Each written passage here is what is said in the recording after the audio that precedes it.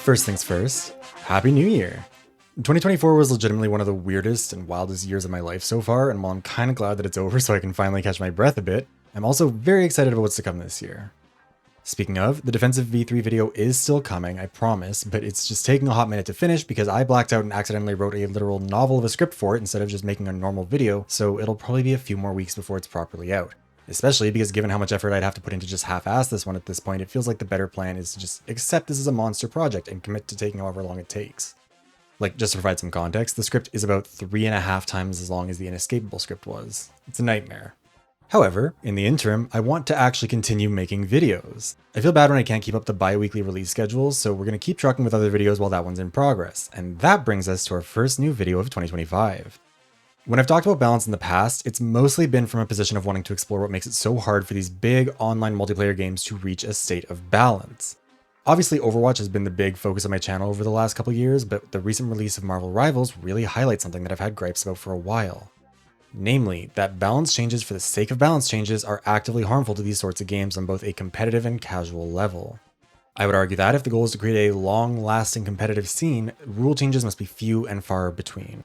That balance is something that should be rarely touched rather than constantly fiddled with, and that the live service model is actively incentivizing the behavior that kills live service games in the long run on both a competitive and casual level.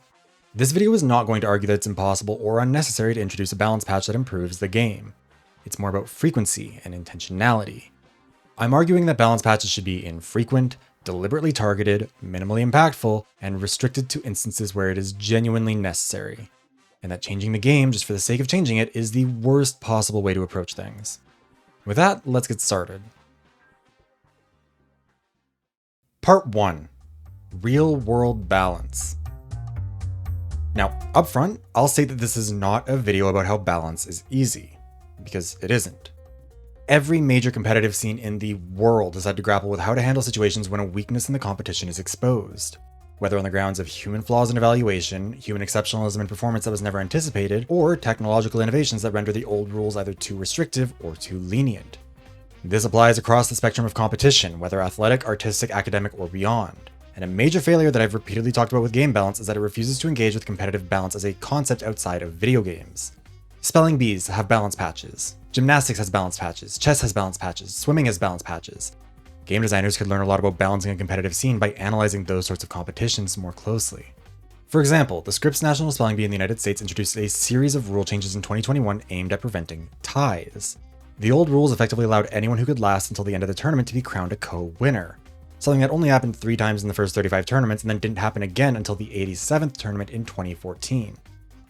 Then it happened again in 2015 and 2016, and in 2019 the tournament ended with 8 co-winners, prompting a rule change. The 2021 patch introduced a spell-off tiebreaker, where any finalists left as the tournament was approaching its end would take turns spelling as many words as they could from the same list, with the winner being whoever spelled the most words. If that was tied, then it'd be whoever did it faster with the fewest mistakes, and only if that was also tied would a tie be declared. Gymnastics are a really obvious example, because while the rules themselves don't necessarily change a ton, the ways to win do. Gymnasts are generally judged by which tricks they do, which have pre-established values, as well as how they're executed. A more difficult trick is more rewarding than a simple one, but a cleaner execution is worth more than a messy one. Points values for existing tricks can be changed depending on consideration by governing bodies over whether or not the trick's difficulty was accurately assessed when it was originally scored, and new tricks can be added if a gymnast is able to present it in a national competition and demonstrate that it deserves to be scored as a separate trick. Chess, by contrast, is a good demonstration of how competitive systems themselves can be balanced. I talked about this a bunch in my video on ELO Hell, but competitive chess has used a bunch of different ranking systems over the years in order to try and evaluate how good any individual player is within the competitive scene, and reward their wins and penalize their losses accurately. It's an impossible task to do perfectly, as even the creator of the ELO system noted when he compared the attempt to measure a chess player's skill rating to, quote, the measurement of the position of a cork bobbing up and down on the surface of agitated water with a yardstick tied to a rope and which is swaying in the wind. However, that doesn't mean they don't try, or try to improve it, and there are a handful of systems concurrently in use by different governing bodies to try and get it as close as possible. In swimming, we can see how an external variable like changing technology plays a role in all of this, not just something internal like competitor ability. Every sport tightly regulates what sorts of equipment are mandatory or illegal, and swimming is no exception. In the 2008 Olympics, 25 world swimming records were set. But it wasn't necessarily just because people magically got better at swimming. 23 of those records were broken by people wearing Speedo's Laser Racer swimsuit that was designed in collaboration with NASA. And what's more, 94% of all swimming winners in those Olympics were wearing it too. It's a full-body polyurethane swimsuit that basically just buffed every competitor who wore it, and the international governing body of swimming responded by banning the suit on the grounds that technology like this is clearly overriding the athletic performance that's meant to be tested. And so, since 2010, swimmers have been required to wear swimsuits that are made of textile-only fabric. The point is that these are all examples of what we would call a balance patch if it was in a gaming context. A change to the rules and regulations of the game by some sort of governing body. In video games, the nature of a digital competition makes balance uniquely challenging because of the hard ceiling set on most variables that don't exist in the real world. A hockey player can practice their slap shot till that shit can dent a goalie's skull, and a baseball player can practice smashing home runs so they can send that shit into lower orbit, but a Marvel Rivals player can never increase the amount of damage a Hela headshot does just by training. They can't spend hundreds of hours running back and forth from spawn to the point to train their character to run to the point faster, or just move faster by really hustling in a moment of urgency. This puts an additional onus onto the developers to try and balance their games in a way that allows for a Hela headshot to feel balanced whether it's being done for the first time or the millionth, by a practiced or a new player, forcing a focus on rewarding consistent performance as a measure of skill. Part of why a one-shot kill feels so bad is that it doesn't require consistency within the context of a single fight, only luck.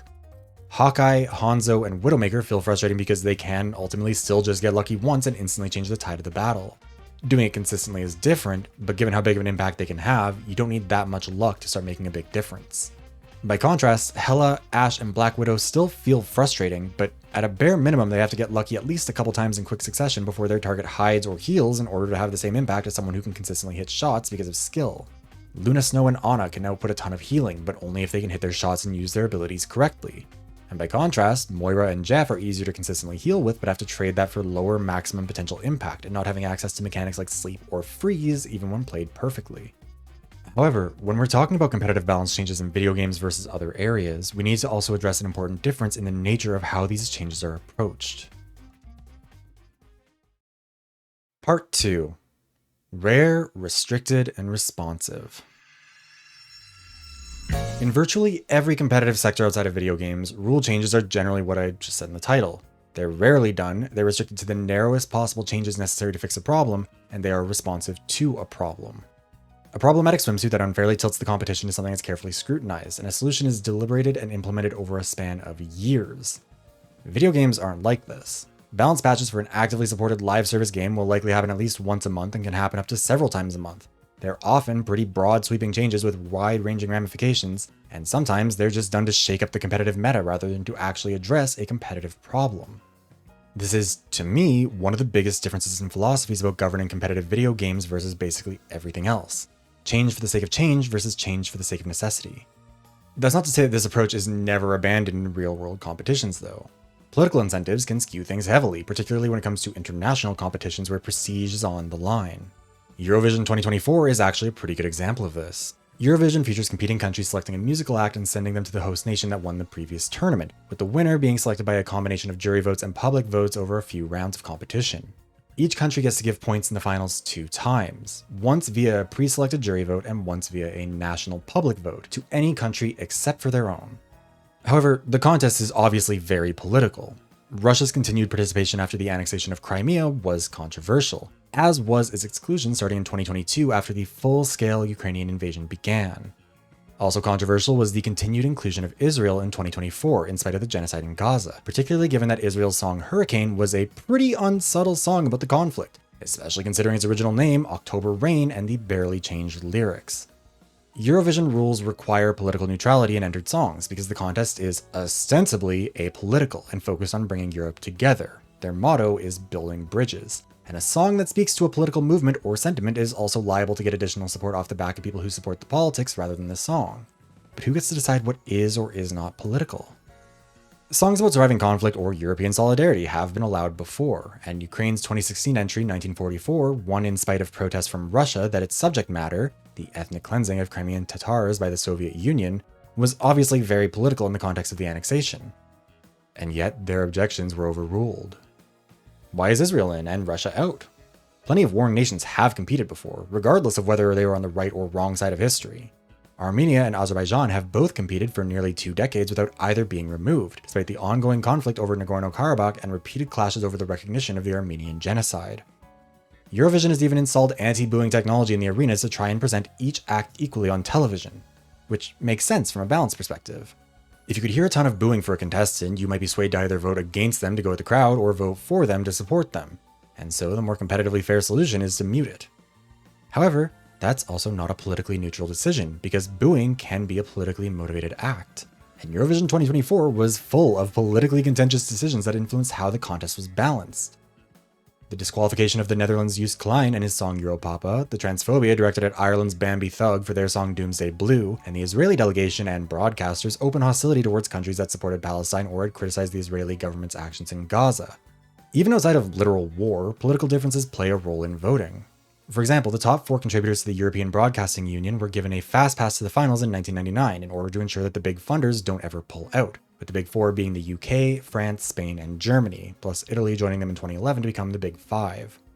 Since the introduction of this system, the Big 5 has taken dead last a combined 11 times in 24 contests, 5 of those being the UK's and 4 being Germany's, and only Italy and Germany have won under this system, with Måneskin in 2021 and Lena in 2010 respectively. There's an assumption that the Big 5 not only face a disadvantage due to backlash over the existence of a fast pass, but also due to political issues.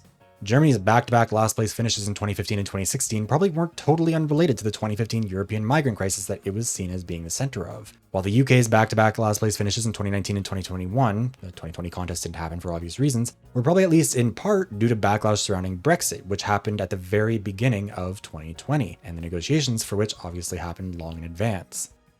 Going beyond geopolitics as an influence, governing bodies of athletics often struggle with how to handle athletes who are just objectively better at their sports than their competitors in ways that they can't compensate for. Michael Phelps having the wingspan of a Boeing plane without the risk of one of those wings falling off midair isn't a problem for the rules, but for his competitors. The rules exist to stop stuff like the Laser Racer swimsuit that resulted in Phelps winning 8 gold medals in Beijing while he wore it, then getting his ass beat 2 years later when he wore a traditional swimsuit against people who still wore the Laser Racer. But obviously, this served to protect his massive advantage. Why are his unnaturally large wingspan and dramatically reduced lactic acid production fair for him to have despite him just getting a lucky roll of the genetic dice that almost nobody else can have, but a swimsuit that's accessible to everyone at that level of competition isn't? In gymnastics, you can see the opposite problem, with Simone Biles being ''able to throw her tiny 4'8" self 30 feet into the air. There's no way to change the equipment involved, that's pure athletic ability, it's not a suit she's wearing. It's a problem for everyone who can't do it, but is it also a problem for the rules? Well, kinda. As Colin Seal wrote for Forbes in 2019, Biles' signature trick was devalued in score because she was seen as the only one who could do it, and what's more, the governing body saw it as too dangerous to allow it to be so heavily rewarded. People are obviously incentivized to do more rewarding tricks, but if you create the conditions where no one can win without at least attempting an especially dangerous trick that seemingly no one else can do, then you just risk incentivizing people to hurt themselves. On the flip side, nobody's denying the talent of Biles or the skill involved in performing the trick. So is it fair to not reward her appropriately for it out of fear that a less skilled athlete might hurt themselves to try and keep up with her? And there's also the obvious counter-argument to all of this that a lot of gamers would probably come up with. Taking a rare, restricted, and responsive approach to balance also means that a significant problem can take months or even years to solve. Did World Aquatics really need 2 years to decide that the supersuit designed by NASA was giving people an unfair advantage? In the context of this video, would a competitive video game be improved if Blizzard or NetEase or Infinity Ward or Epic or whoever else took 2 years to address a similar level of balance issue? Now, a key difference is that, again, the balance of a video game is inherently way more restrictive than in the real world. World Aquatics might have needed time to see if the advantage was genuinely related to the suits and would need to be addressed, or if it would sort itself out in future competitions. Whereas NetEase will know for a fact that there's nothing a Marvel Rivals player can do to stop a Hawkeye headshot from one-hit KOing a squishy. It's not apples to apples here, but I would argue that this is actually a point in favor of taking a significantly slowed down approach to balance patches in games. Maybe not like a 2 years between patches level of slowed down, but slower than multiple a month. A video game only allows you to do what it's been explicitly programmed to allow you to do, and that means that changing that programming frequently risks making it way more unclear what is actually allowed. A game with bi-weekly patches might be one that's more finely tuned, but it's also one where the players don't know what they're allowed to do unless they're constantly scouring patch notes, and that's assuming that the patch notes are even good at detailing and explaining what's happened. Sometimes a balance patch just straight up isn't documented and players have to figure it out on their own, which is absurd. And also, every balance patch has the risk of introducing new bugs, glitches, or unfair, unbalanced mechanics or abilities or whatever. Like, as much as a balance patch might be able to fix things, it is also capable of breaking them.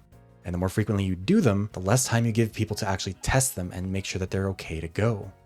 This is all made worse by the fact that, unlike rule changes in literally any other competitive scene, patch notes are decrees from some omnipotent, unimpeachable higher power, not rules that will need to be implemented and interpreted at the discretion of a referee or judge. In theory, this isn't a bad thing, because it removes ambiguity from enforcement. But in practice, it's a terrible thing, because games are inexplicably allergic to providing actual data in-game and in detail. How much damage does any character in Overwatch or Marvel Rivals actually do with a single bullet from their primary fire? How much healing can any of the supports or strategists do? And not just in terms of like a lot or a little. Like, let's talk numbers. When Hela contributes to a KO, the body of her victim will turn into a crow that explodes after a second or two. How much damage does that do? Like, I've played a good bit of Hela, I don't know. I've also played a good bit of Junker Queen, and when she hits someone with Carnage, they start to bleed. But I don't know how much damage they take while they're bleeding, and neither do most people. On top of that, real-world competitions are judged, refereed, or moderated by real human beings, and most competitive scenes have specific rules surrounding not just how those people can act, but also how their actions can be challenged. A gymnast who feels their score was undervalued can challenge it and have the score explained to them in detail and corrected if a mistake is identified. A hockey player who's confused about the penalty they got will not only be told by the referee when they're put in the box, but will also be able to check the rulebook to see exactly what the parameters of that penalty are. And what's more, those penalties will probably be consistent throughout the season. Video games not only don't allow for human communication about what just happened, but also they don't actually eliminate human error. They make it worse. Part 3. The Men in the Machines. Every real-world competition is full of human errors at all levels. Some big, some small, and some that go unnoticed by literally everyone. However, it's important to recognize that those errors are isolated. A referee in Fort Saskatchewan who fucks up a tripping penalty in a House League Pee-wee game will have no bearing on the ability of a professional referee to call that same penalty correctly in Game 7 of the Stanley Cup Finals. And again, human communication not only allows both referees to explain themselves if challenged, but also allows for the one who fucked up to be told how and why they fucked up and corrected. When it comes to video games though, a single team of human beings are responsible for programming the virtual referee at every level to act consistently based on computer logic rather than human logic, and without the ability for anyone to individually communicate what that rule enforcement looks like. This is an impossible task to do well, much less perfectly, especially given the crunch of the games industry is famous for and the reality that it's absurd to expect a few hundred game programmers even to be able to anticipate and accommodate every single niche scenario at every level of play in advance, and it's one that will inevitably frustrate people. This is a subject that's actually gotten increased scrutiny in the context of autonomous vehicles in recent years, especially because even a lot of the people who are on board with them in theory really do not like the idea of a 4,000-pound four-door sedan being faced with 2 kids in the road and 1 on the sidewalk and having to decide a trolley problem with no one who can be held directly accountable for which kids get run over. If a human being was driving it, then their judgment could be scrutinized. And given how the quote-unquote correct decision in a scenario like the trolley problem is driven by subjective philosophies and ethical dilemmas, we can hold them accountable as well as come to an understanding of what their thought process was, which is important for human beings. We want to know why things happen the way they do, and if we don't know, we want to be able to ask. And having a person who can be asked, why did you do this, and give an actual answer, even if it's not one we're happy with or agree with, matters. And the reality is, as mentioned, these machines aren't actually thinking for themselves. Autonomous cars, just like video games, are programmed by human beings who have their own preferences, biases, philosophies, morals, and experiences. An autonomous vehicle isn't really making a decision regarding the trolley problem. It's just executing the decision that some random programmer made months or even years ago as to how it should handle it based on what they felt. And blind spots, both literally in the sense of autonomous vehicles and metaphorically across hardware and software alike, are inevitable. A famous example was the Kinect, which notoriously struggled to recognize black faces consistently compared to people with lighter skin tones. And that's a problem that has persisted across a lot of facial recognition technology because, just like with the Kinect, there's frequently a lack of people with darker skin involved in testing the hardware and software involved. When it comes to competitive video games, the blind spots are easier to talk about because they're just in less contentious areas. Most game designers are not top 500 of whatever game they're responsible for, and so obviously will have blind spots associated with the very top levels of play. Maybe nobody on the team really just loves playing a certain hero, even if it's one that they want to have in the game, so that hero gets less fully explored during playtesting, and they accidentally go live with a massively overpowered kit. Local in-house playtesting would also presumably be over LAN, so they're experiencing the game in an entirely different way than almost literally everyone who plays it who will be dealing with at least some latency. Early playtesting in particular is also always going to be between people that you know. It'll be the same team people who are working together. whereas those of us who play these games are usually playing with at least some strangers on the other team. That's a very different experience, and that affects how a lot of characters in these games play. What's more, unlike with real-life competitions, there's no way to assign responsibility for a particular outcome or decision to a human being, nor is there a way to get a human being to explain why they made the call that your headshot didn't actually land when you thought it should have. There is a human being who made that call, but they're probably thousands of miles away and might not even know why they made that call because it happened months ago, and there's no rulebook you could have checked before or after it happened to understand better why it happened. If the head hitbox is misaligned with the model, or latency caused you to miss the shot when it looked like it connected, or some other variable explains it, that's on you to figure out by yourself. The best you've got is an unofficial wiki for most games, not all, but most, if you want specific numbers for damage or abilities or modifiers or timers or whatever else you might need to know. A real-life referee can tell you why you got the penalty and point to the specific rule in the rulebook to justify the decision. And a real-life judge can tell you why you got the points you got and point to the official scoring guide to justify it. But a computer program can't answer those kinds of questions. To bring it back to the explicit topic of this video, this is something that only gets worse when the update cycle is so short. Imagine literally any competitive scene in the world outside of gaming where there are rule changes every 2 to 4 weeks, both mid-season and between seasons, where the changes might be tiny and inconsequential but could be gigantic game changers that they might not even tell you about properly, and where there is no official standardized rulebook to consult, and the only way you'd even know about the changes or the details of what changed is if you followed the organization's official Twitter account. Throughout this section of the video, I've talked about the absence of direct human accountability and communication, and the lack of a coherent rulebook, and the blind spots. The real core of the issue is that there's no consistency with this kind of a patching model. No other competitive scene in the world functions like this, and for good reason. Sure, professionals or people who want to dedicate their life to this competition will make an effort to keep up, but for literally everyone else, whether it's people who might want to play casually, people who might want to spectate, or even people who might want to support someone they care about who's involved in that competition, it would very quickly become impossibly frustrating. And frankly, it would really invalidate the competitive results that you already have if you're patching something mid-season. If you introduce a major balance patch, let's say to the rules of hockey mid-season, how do you evaluate the value of the wins and losses from before and after that change? Like, let's say your team is doing really, really well before the changes, but after them, it disadvantages them. They're no longer able to do well. How are you supposed to square that? And what about the reverse? Like, neither of those situations are fair, but that's what gaming has all the time. And this is genuinely a big part of why so few online competitive video games are able to maintain their competitive relevancy or even just their casual appeal as time goes on.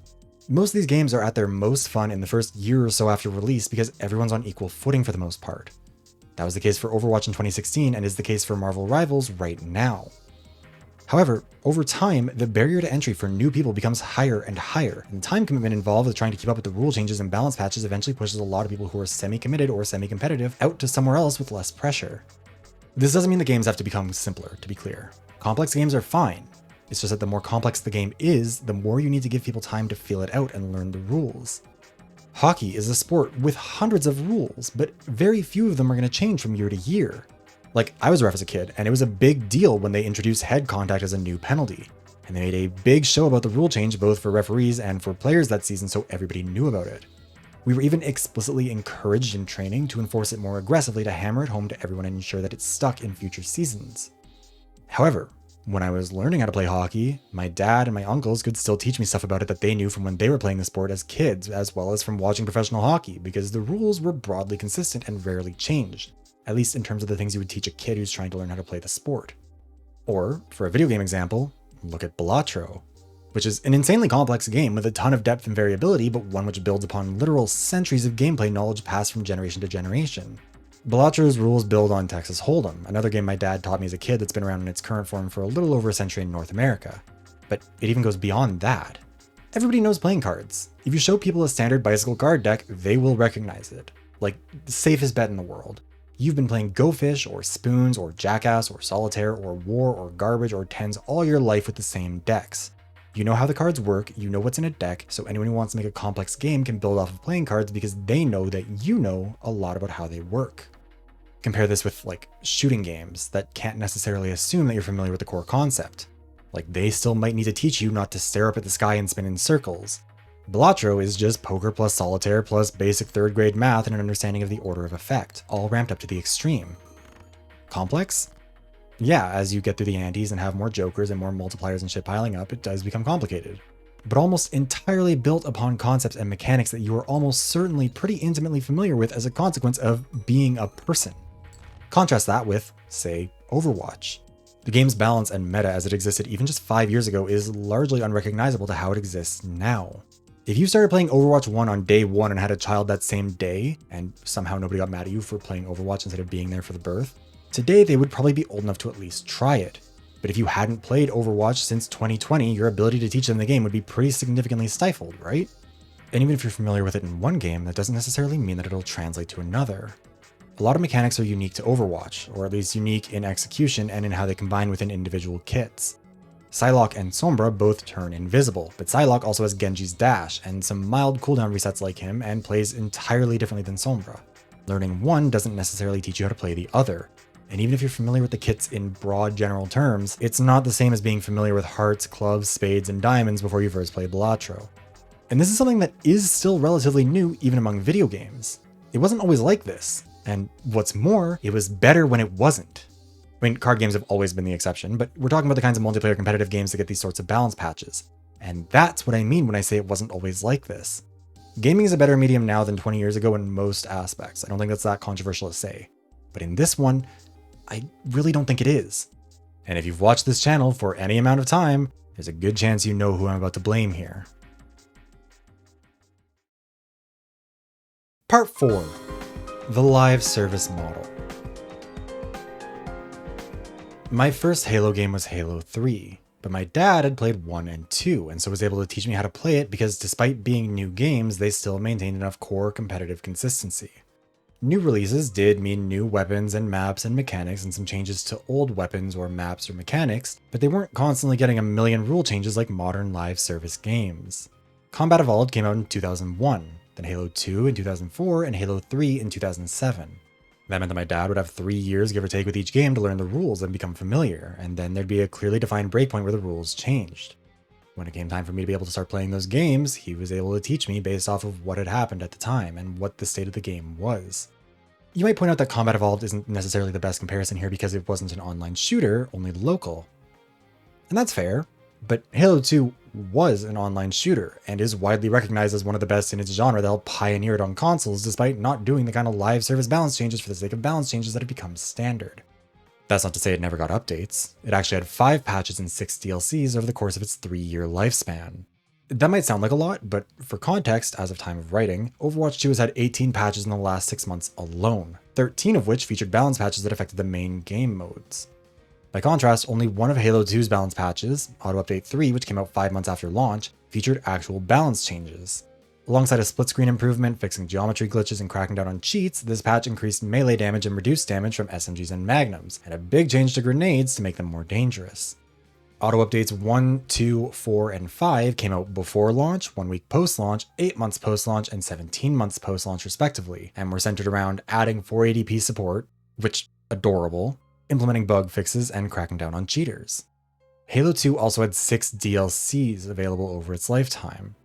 4 of these were map packs. 1 was a bundle of the first 3 map packs, and the last one was a bonus zombies mode that you could only get with a free disc from official Xbox Magazine. The first map pack released for free 5 months post-launch, with the others releasing 5, 8, and 29 months post-launch as paid DLC before being made free 2 months later each time. The only one that remained as paid DLC forever was the multiplayer map pack that came out on July 5th, 2005 alongside the Maptacular pack, which bundled bonus, Killtacular, and Maptacular maps together on a physical disc that you could buy in stores. Remember, by this point, every map except the Maptacular maps were already available to download for free, and 2 months later, the Maptacular ones would be free too. I bring all this up because whenever I talk about this stuff with people, I tend to get 3 general counterarguments. The first is that they do this because players will optimize the fun out of a game if there aren't constant updates. The second is that this is necessary to keep a game relevant and popular. And the third is that it's what's profitable, so it will be what's done. I've talked a lot about real-world competitions in this video, but the limitation of doing so is that none of those are really products, at least not the competition itself. Nobody owns hockey. Nobody publishes gymnastics. There are governing bodies of these competitions and organizations that benefit from promoting and popularizing them, but nobody owns the competition itself, and people will argue that this makes the comparison unfair. I disagree, especially because you do have competitions where someone owns it, like Eurovision. But even if I accept the premise, what we've talked about so far with Halo 2 makes for a good jumping off point for making a compelling counterargument for each of them. So let's go through them one by one. First, the argument that players will optimize the fun out of a game if given the opportunity. This is something that I've believed for a long time, I think most people do, and still do believe in the context of single-player or story-based, non-competitive games. If there's a way to XP farm in a game that's boring as hell but is the most efficient way to level up, people will do it and then be miserable, and devs do need to work around that sort of thing. However, that sort of thing isn't really inherently true of competitions, and I think it's a real mistake to act like this is a universal principle of video games. Optimizing your performance in a competition is, frankly, just part of what you do in competitions. Most of the things you do in a competitive scene are, in fact, not all that fun in and of themselves. Although that's honestly a deep dive for a later date because I'm eventually going to make a video about why something doesn't need to be fun for it to be good for a competitive environment. The important thing is that in a competition, it is the overarching competition that matters, and consistency plays a massive role in making that more fun, not less. In nearly every competition, aside from weird exceptions like baseball stadiums that can be a wide range of sizes, consistency is a really big deal.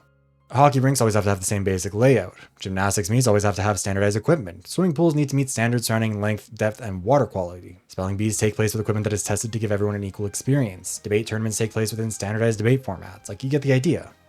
In all of those competitions, those things being standardized is a big part of what allows the competition to be fair. A video game being competitively optimized by the competitors is not a bad thing if you want it to be a competitive game. It is, frankly, an essential component. League of Legends is actually a really good example of this. In spite of its many balance changes and new characters, which we'll talk about in a bit, it sticks to a single map that is very rarely ever changed. That alone plays a huge role in making it competitively viable. Halo 2 had a lot of maps, but stuff like basic loadouts, character abilities, hitboxes, health pools, and more were all going to be consistent. If it was a guarantee that you could optimize the fun out of a competitive game, both of those would eventually become examples of doing that. And yet, they were and are still very fun to a ton of people, not in spite of that optimization by the players, but because of it. A unique challenge of hero shooters like Rivals or Overwatch is that competitive viability and fun are going to be at odds more than normal, because inevitably some heroes will be better or worse than others, either situationally or overall. And the huge amount of interactions means that there's infinitely more opportunities for bugs or unintended interaction. However, constant balance patches don't fix that. They only frustrate everyone because it's impossible to get your footing when the rug is constantly being pulled out from under you. That's not to say they can't be fun games, just that they have a much harder time being fun as competitive games. Look at the Smash Bros. Series. Brawl and Wii U were fun games, but there's a reason why the two big competitive titles in the franchise are Melee and Ultimate. And even then, Smash Ultimate is a way less aggressively balanced game than Overwatch. There have been 30 patches over Ultimate's 6-year lifespan, only roughly half of which involved gameplay balance changes, with the rest just being stuff like bug fixes or performance improvements. And I'm not saying you can't ever patch Overwatch or anything. Sometimes it is necessary to crack a meta if the players have found that the optimal strategy is one that goes against what the developers intended and isn't really fun, i.e. goats. But sometimes it's better to just leave it alone. Overwatch 1 didn't actually need Brigitte to come in and crack the dive meta that was popular before her release, and their insistence on changing the game just for the sake of changing it led to a genuinely worse competitive and casual scene that it struggled for a long time to work its way out of. Again, real-world competitions also do still update the rules occasionally if they feel it's necessary to preserve or improve the competitive spirit. But it's not just a button that should be hit for the sake of hitting it, and practicing restraint and balancing competitive games is almost always the correct decision for them long term. The second argument is that this approach is necessary to keep the game popular and relevant. To which I say, what are you talking about? If we're talking about competitions in general, this is patently false. Like, yes, video games haven't been around as long as most other forms of competition, so we can't go one-to-one here, but the Scripps National Spelling Bee is celebrating its 100-year anniversary in 2025. The NHL is turning 107 this same year, and meanwhile, the Overwatch League didn't even make it to its 5th birthday despite being a mainstream phenomenon in Game of the Year less than a decade ago. Hell, just look at some of the sports in the Olympics. Archery alone has existed for about 22,000 years, and people still have fun both participating in and spectating archery competitions. Soccer is one of the oldest and most basic sports in the world that is gonna rarely get a massive balance patch, and yet it's pretty easy to argue that it's the single biggest international competitive scene. Even when you look at video games that have stood the test of time, how many of them are releasing a double-digit number of major balance patches every year? Like, do you think CSGO has ever gotten that sort of treatment, or at least has over recent years? StarCraft 2 has had 56 patches that had some sort of balance change since its launch in 2010, and 24 of those were within the first 2 years alone, with the balance patch rate being dramatically slowed over time.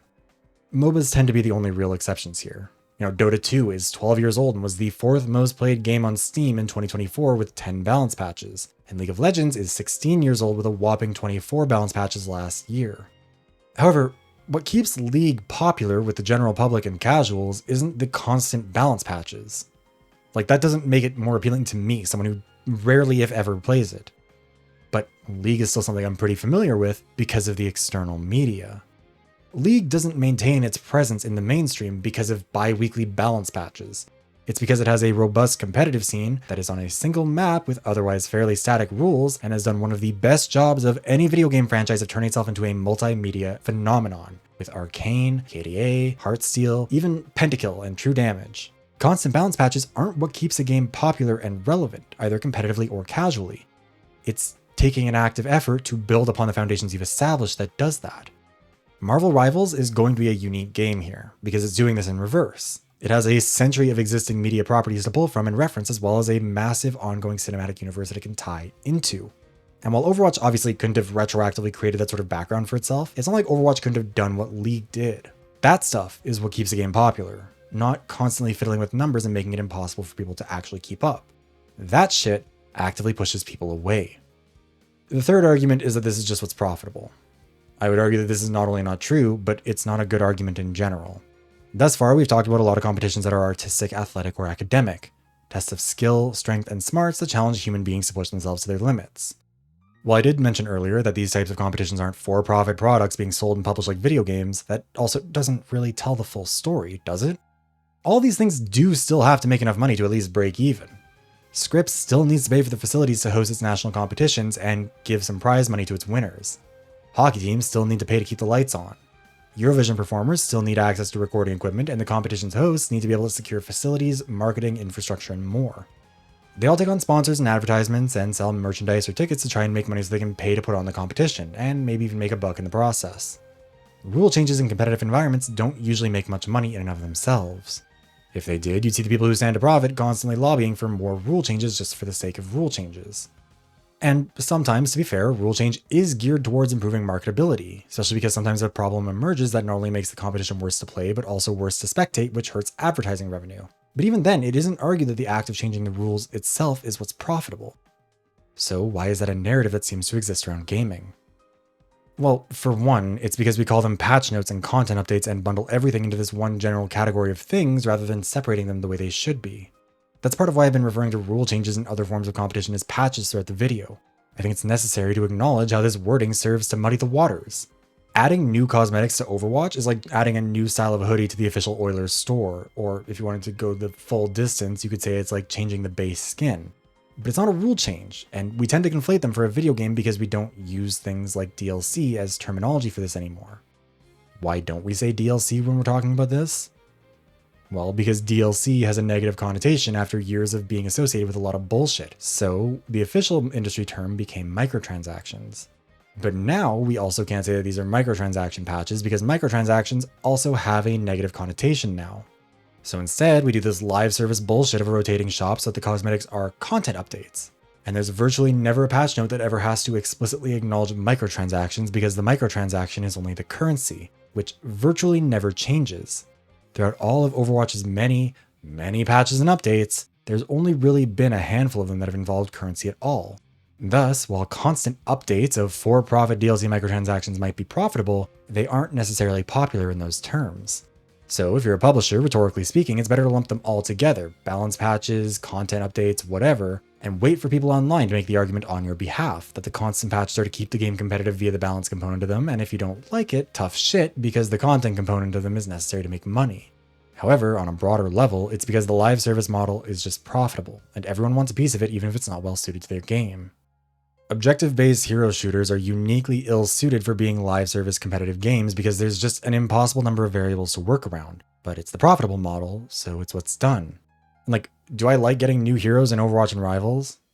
Yeah, like it's cool, it's fun to have new characters. But also, is it really better to do things this way?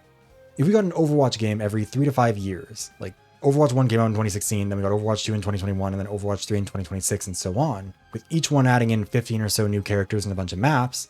Would that actually be a bad way to do things? Or would it allow the games to actually be competitive? And again, not saying that there wouldn't have to be some sort of balance patches throughout there. Even if it was static, there would still be things that needed to be improved or fixed over time.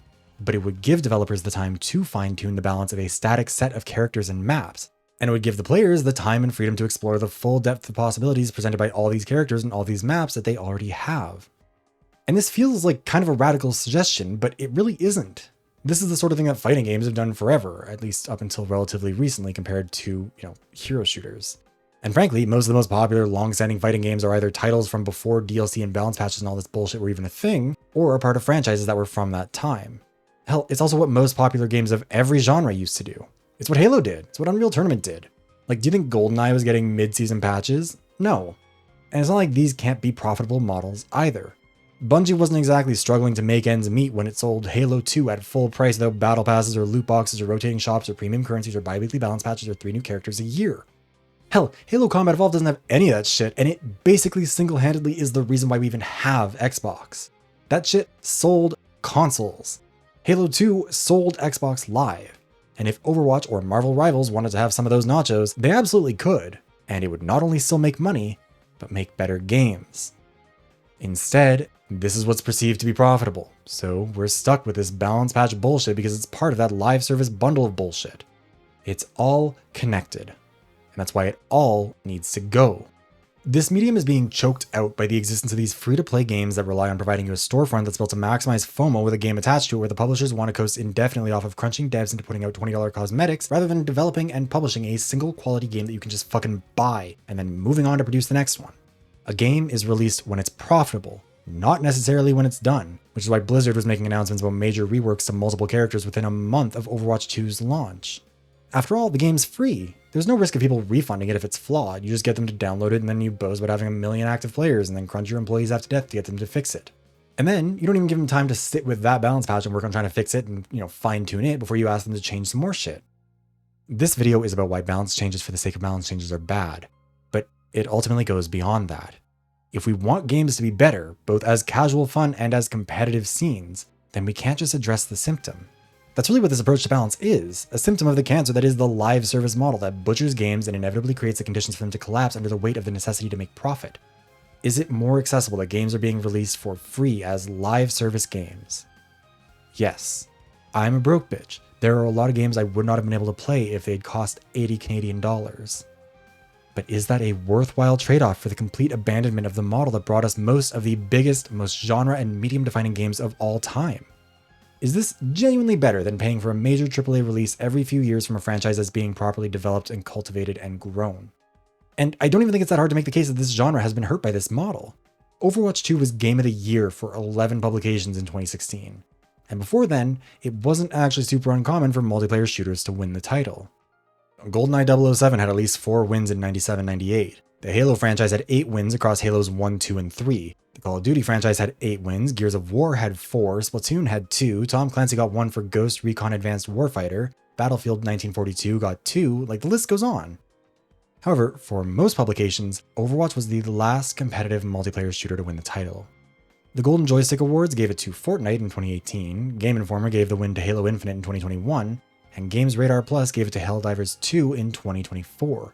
Making them the only 3 live service multiplayer competitive shooters whatever to win from seemingly anybody.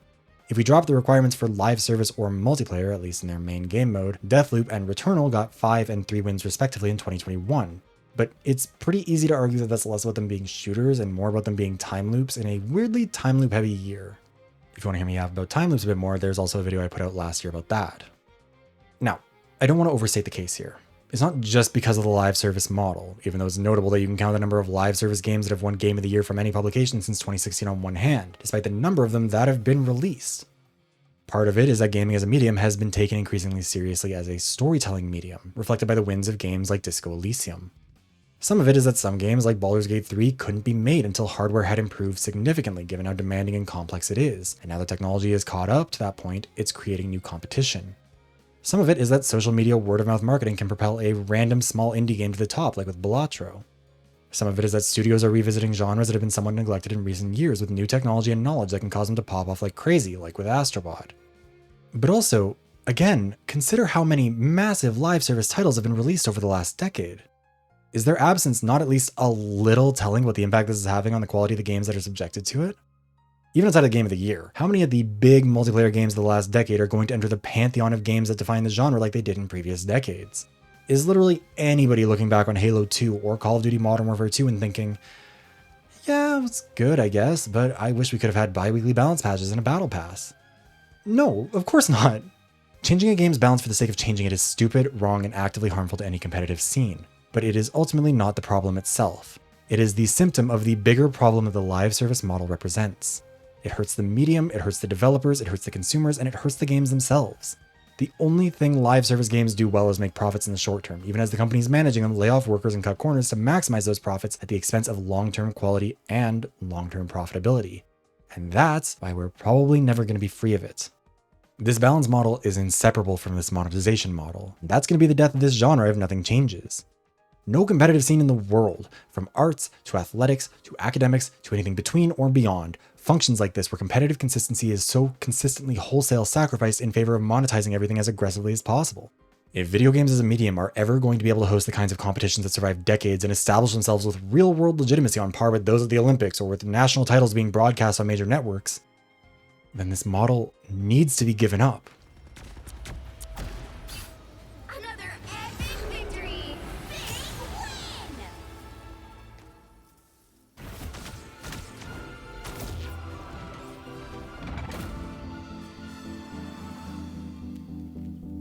On that optimistic note, that's where I'm going to end this one. Thank you for watching. I hope you've enjoyed the video. Be sure to leave a like, a comment, subscribe, all that good stuff. The next video is going to be the winner of the January Members' Choice Poll, which was why everyone agrees it sounds important, and which should be out on January 26th. Also for 2025, I'm probably going to be moving my release date to Sunday, just because of some real life stuff that might get in the way. Also, all the losing topics will be coming back in future months, so if you'd like to see any of them get made in the future, you should consider becoming a channel member on either YouTube or Patreon for $5 a month to vote on them. Next month's poll will feature these 3 returning topics plus one new one as decided by my second highest donor in the Donathon from back in October, so stay tuned for that. And if you want to vote, the links to both are in the description. The Danganronpa V3 video is still being worked on whenever I have time, and hopefully it'll be done around the end of January or early February, but again, a real beast of a video, so it'll be done whenever it's done. Like, I had to move all of my work from all of my other videos onto a separate hard drive just to have room for the footage for this one. And if I'm being real, crunching on that video for the last couple of months right off the back of surgery and the Donathon burnt me out a little bit. So I'm trying to do my best to sort of get back into the swing of things without sacrificing quality, and hopefully everything will be back to normal soon. Anyways, with all that said, thank you very much to all of my channel members.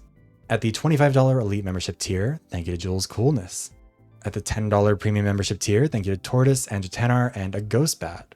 At the $5 channel membership tier, thank you to Minnie Q, Cage the Orc, Fish Toast, Alex Stone, Nemo the Survivor, Dextiny, Yoshi of the Wire, CatLover192, Cadence, Windex the Great, V, Deleathers, Gvost, Marsh Alice, Crimson Cyclo, Good Guy Luis, Corey, MV, The Only Enigma, Hazmat Attic Games, Mariah Amon Dadley, Meep Cubed, Noisy Pitta, Michaela Ketcherside, Strogman, Harv, Marcy Gaskill, Junkie McRat, Deku_, Saphon, and Empress Artemis.